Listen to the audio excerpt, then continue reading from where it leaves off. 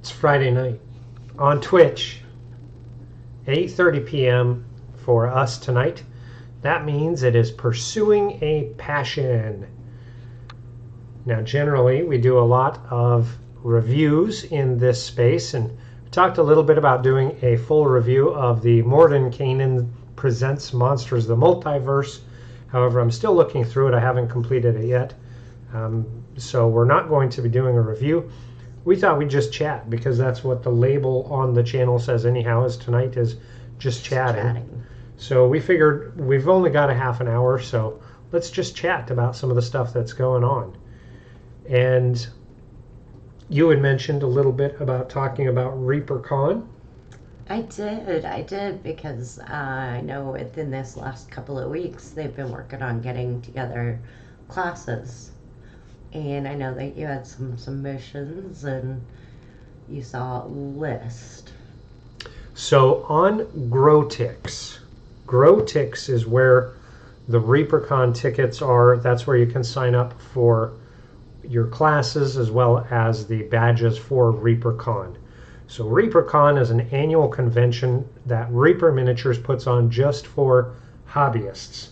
So it's designed for the people in the miniature painting and RPG playing community. So it's all designed for community members. That's one of the things I really like about Reapers. They've got a big, strong focus on the community and a lot of support for the community.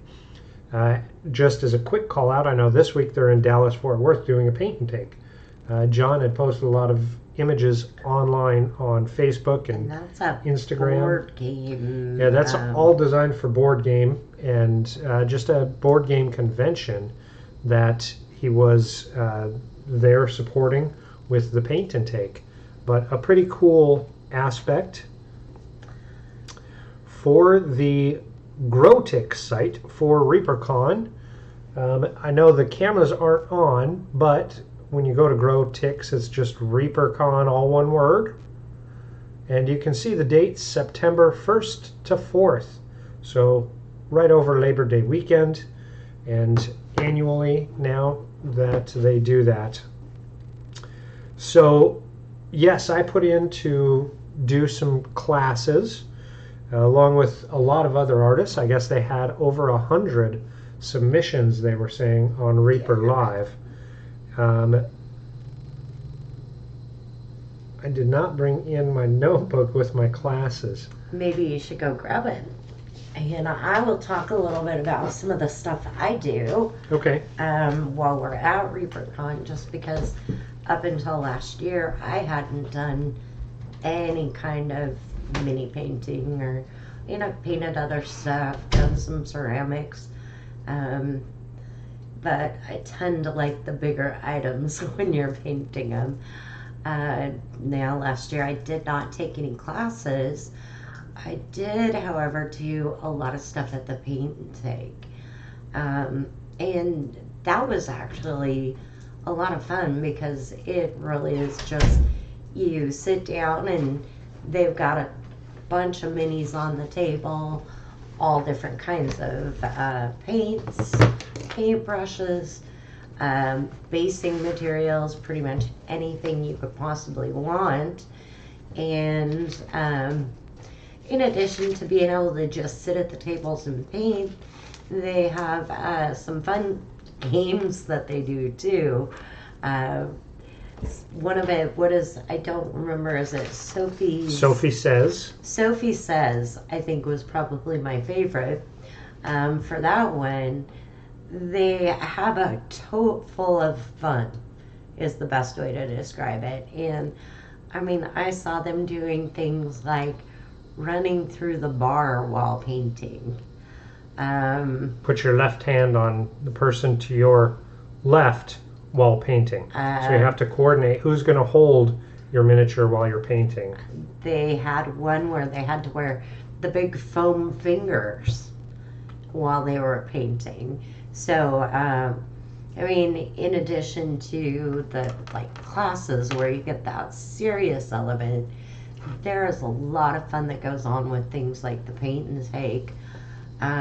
They do have a ton of tables where they're running games. They had a really fun costume contest.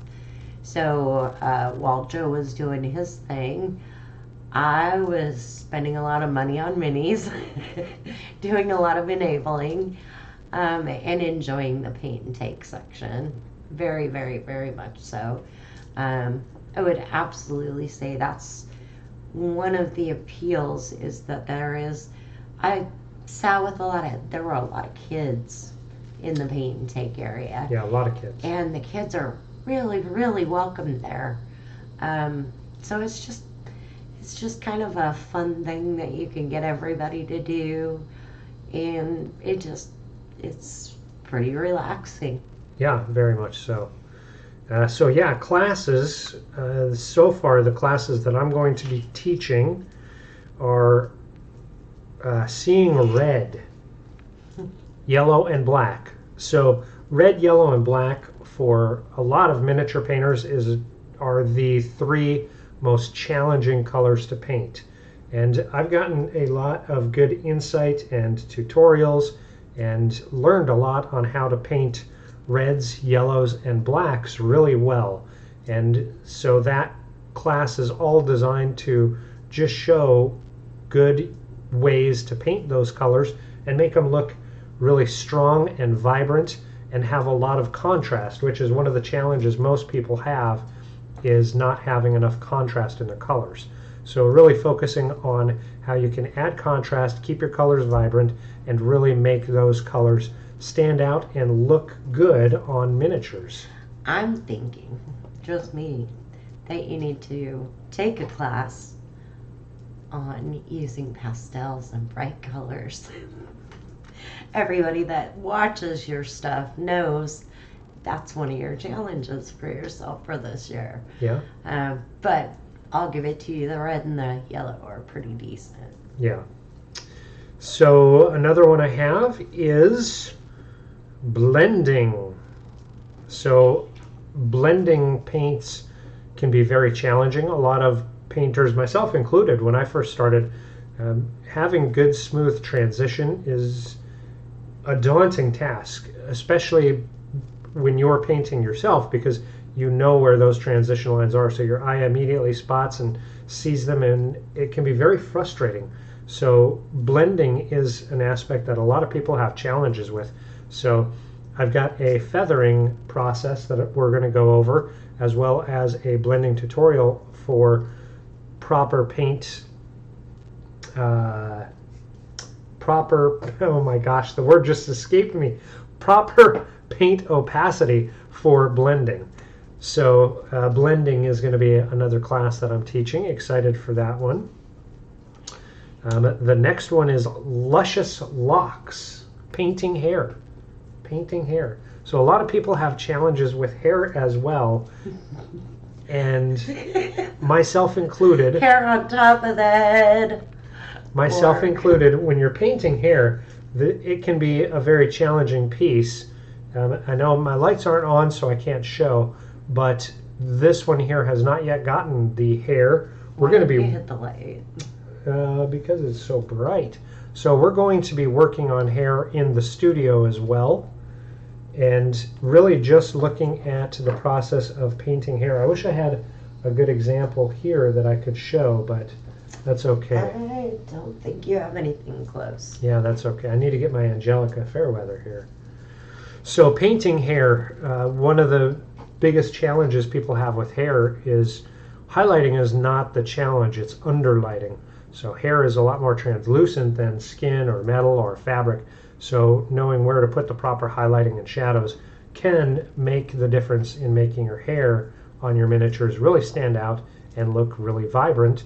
And again, add more contrast, which is the number one thing that for contests and competitions, people hear feedback on, that they need to add more contrast. Let's see, we are also doing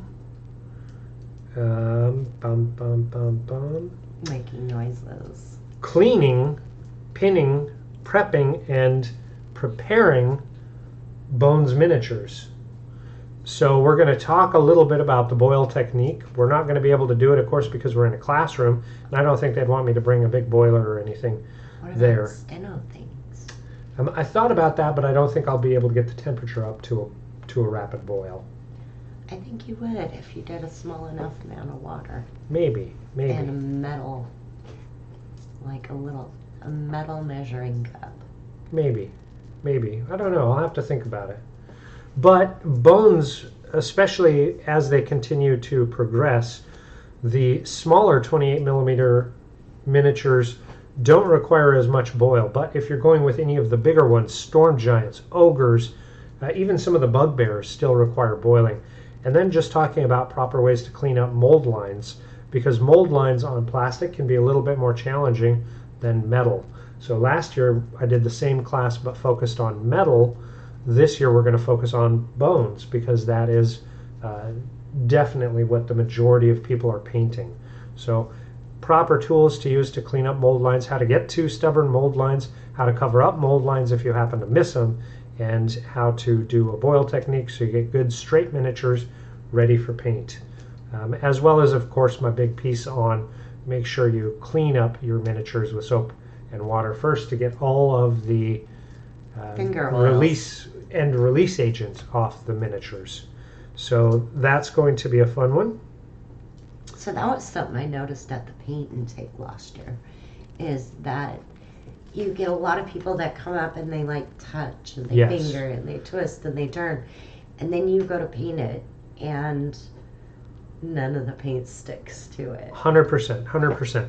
That's actually one of the things that I had thought about at my table, was having a quick clean station so that people for the paint intake, if they see a mini that they like and they want to have a quick cleanup, I'll be able to do it a quick soap and water scrub and rinse, hand it off to them, and they can take it back to the paint intake tables and be able to have paint apply. Because I noticed it as well. Twice I went out on my schedule, I put that I was going to be at the paint intake tables, and twice when I went out, I just grabbed a mini at random. I knew I only had an hour slotted for me to sit with everybody at the paint intake table, and both times I noticed that the mini that I grabbed, I just picked one, and yeah, you could tell it had been fingered a lot.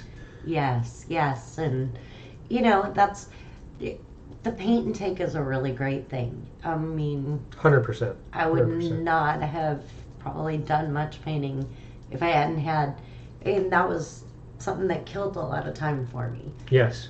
But oh my gosh, did I ever struggle with the fact that, because that's where I saw the chibis. Yes. That's where I discovered chibis. Yes. And those, a new addiction. Those are so popular with people at these paint intakes. They're touching them, they're feeling them, and so yeah, those got fingered pretty hard. Yeah. So I did a Drider actually, and that was the first one I did, and it was just sitting on the table ready to go, I assumed. So I asked at the table if anybody was working on that one. Everybody said no. The bow on it was painted. And so I knew already, well, someone had started it. I just slapped some, I just slapped some paint on it and sit and talk with people as we're painting. And as soon as I started applying the base color for the skin and then a brown base color for the spider body, it just was not sticking. So it took a lot. It took more time to get that base coat on. So I actually lost a lot of time not being able to get it done because to the degree I wanted. Because you had to do it again and again. But it was pretty cool. When my hour slot was up for the first one, I set it down on the table, said I had to get back to my table, and asked anybody if they wanted to have it. And actually, one of the guys there did take it, and he brought me some sand for my basing that he gets out of the creek in his backyard as a thank you. So fantastic. That really blew me away. I still use that sand today. So I would say, and this is a random toss it in there thing. So the one thing that I noticed is, if you think you're going to do something like the paint and take, if you do go to ReaperCon, prep yourself. I mean, so I don't wear glasses all the time, Um, and I don't use them, I mean, like anybody else, I definitely need them when I'm doing very small, detailed stuff. I didn't take any with me. And it would have been more enjoyable had I had one there. So, I mean, little things like bring a drink. Yeah, definitely Bring a drink. If you need glasses for small stuff, bring your glasses.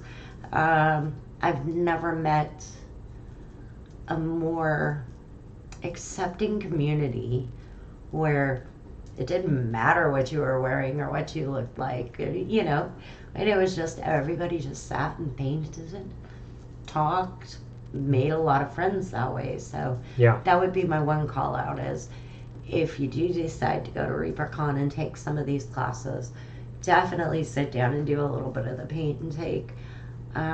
But make sure you're prepped for it too. Yeah. So on Sunday, I'm doing a class called Bone, Horn, and More. So that one, we're going to be, each of these has a miniature associated with it. This one is a chimera. Great. So we're in class, we're going to be painting a chimera. And really, we're going to be focusing on areas that people seem to have the most challenges with. So a chimera is great because you've got two different types of horns. You've got bone spikes out of a dragon aspect, and you've got scales. So very challenging pieces. We're going to look at how to do them all a little bit differently, but make them look very dynamic. And of course, add in that contrast, which is ever important.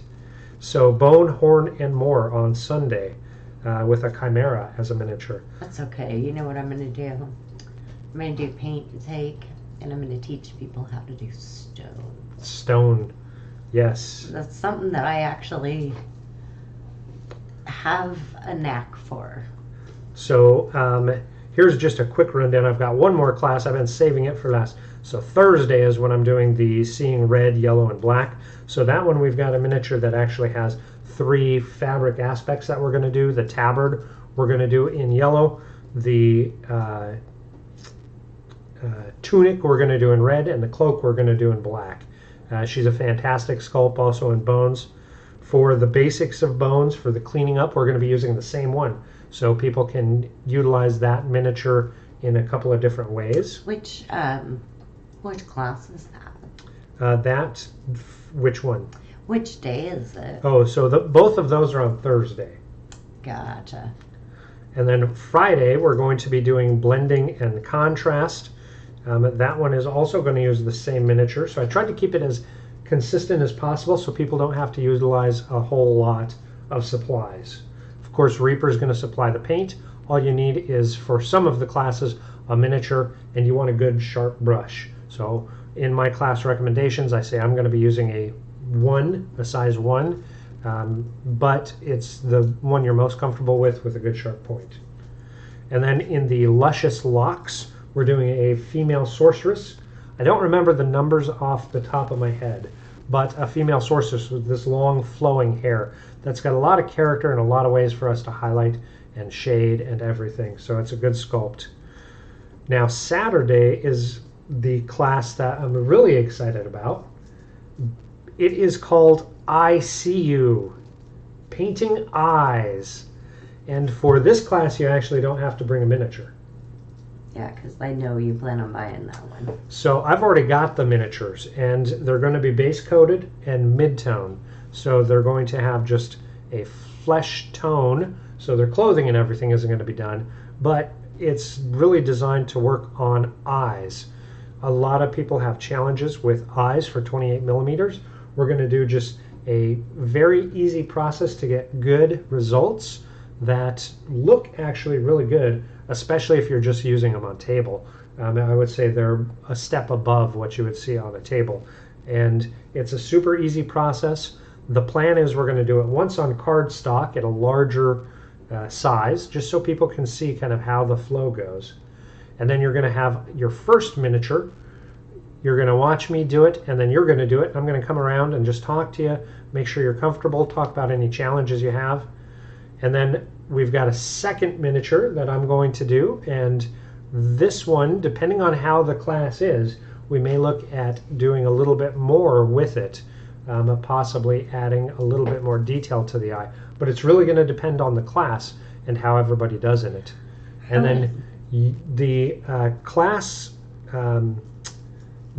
students will have that second miniature to do, and I'll be able to interact with them as well. And because they're zombies, they're actually zombies. If you mess up, it's fine, because zombies have messed up eyes if you so choose anyhow. So it should be a lot of fun. It should be entertaining, and it should be easy to talk about how to do eyes and then finish after the eyes, so people can take them and finish them up on their own. And then I'm hoping that they'll post them on Instagram or something along those lines and tag. And everybody who does is going to be entered to win we've got so many giveaways that we have not been able to give away. Oh. So I want to use one of our giveaways for that. So I'm really excited for that class. So and this is just me sprouting stuff, if you're going to have 2 minis, I'd buy a chibi for the bigger eyes. So I thought about that. Because that gives them that experience of do that one first and then do the smaller one, because they're different. Yes, very much. I thought about that at first, but I shied away from it and thought, rather than that, I am going to save my coins and buy something else. Ooh. But I'm the great enabler. Yes, you are the great enabler. And We'll see. Who knows? Maybe next month we'll have to buy some chibis. we'll see how many people are in the class. So that one does have a limited cap. So that one was only 10, just because I want to be able to interact with people. Oh, Most that's of the not bad. others are 16, I think is the limit. 16 seats per class. That one I did bring it down to 10, just so I can spend time walking around and talking to people about their challenges, how they're doing, see what kind of... I would gladly buy you some chibis for that, because like I said, you get that experience of the bigger eye. Yeah, plus maybe. The small. We have an hour and 15 minutes, so there's time for it for sure. Yeah, I will say, I know a lot of our viewers probably don't know this. We did do ReaperCon last year, and we were giving away dice keychains. And this year we will be doing that again. Very nice. We've So already got a very large stock of them. I don't have one to show, but it is a D20, just a random D20 that's No. a keychain. It is random dice. That's right. Last year we selected just to do the Right. D20. We have a lot of D20s, but we do have all kinds. Nice, nice. So yeah, if your favorite dice is the D12 like mine is, And we They're have some of D12s. those.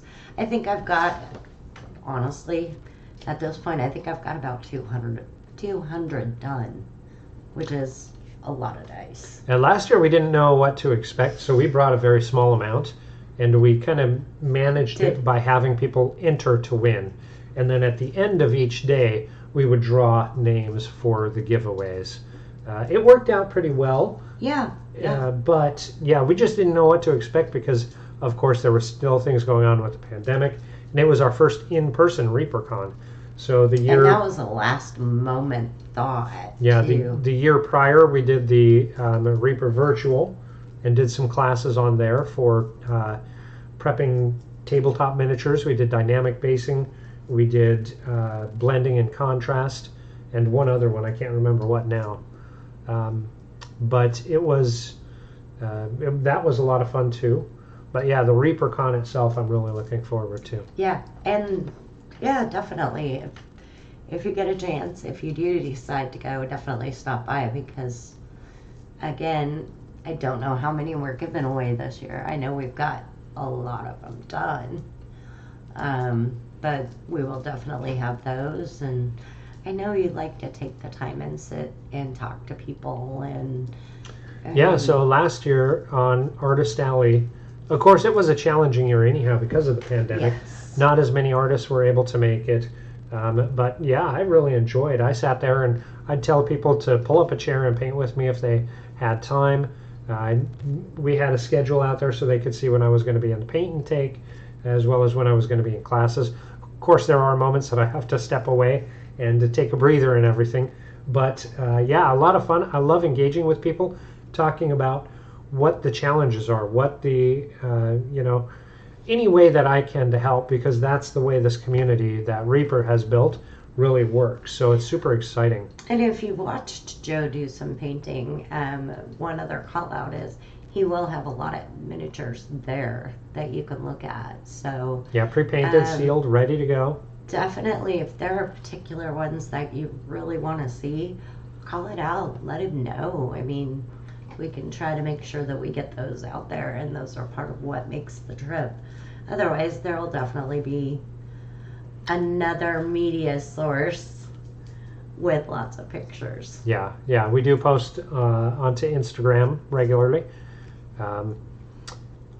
Final thoughts is MSP. So the MSP contest is part of ReaperCon, and it goes on every year, and it is a painting contest, but you're not in a contest with everybody else. It is a contest on yourself. You're going against yourself in some way, shape, or form. So if you've entered before, they look for, were there improvements? Are there new skills being shown? Are they doing more contrast or whatever?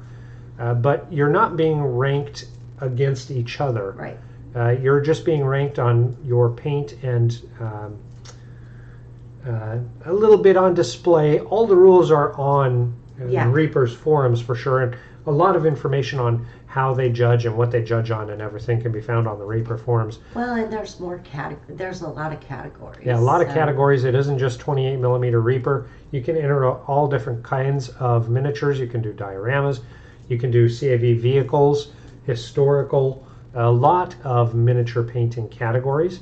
And again, you're not competing against everybody else that's there. It's a great aspect just to go and present what you can do while painting miniatures and basing miniatures and setting up fantastic dioramas, and then just being able to get the opportunity to win medals and trophies and certificates and everything based on your skill level. I'm looking forward to it. Last year, again, I was not prepped. I did not have glasses. I went ahead and submitted because him. And so I'm kind of looking forward to entering this year because it's a different quality. Yeah, absolutely. And last year, I entered a diorama and then open paint. Mm-hmm. So this year, I mean, I'm obviously working on a couple of them. I have been on my Saturday stream. So a couple of dioramas and a couple of open paint pieces as well. So yeah, I'm looking forward to it. Yeah, definitely. But that's our half an hour. How about that? It's actually going by pretty fast. Of course, if you are joining us here live on Twitch, please check out our schedule, see when we're posting new content, see what our schedule is. If there's something that interests you, please make sure to tune in. Give us a follow. We're not looking for subscribers at this point, but if we happen to get more followers, that just means the algorithm lets us reach more people who could enjoy our content. So definitely look forward to growing followers. Leave us comments and give us some DMs on content you'd like us to cover. The schedule we have built now, we just kind of picked and thought what would be interesting. So if there are subjects or things that you'd like to see us cover here on our Twitch stream, let us know. Yeah, this is truly, I mean, yes, it's about me enabling him in every which way, but it's also truly about really doing the best we can for the hobby. So tomorrow we're going to be painting in the studio at noon. He is. I don't know how long.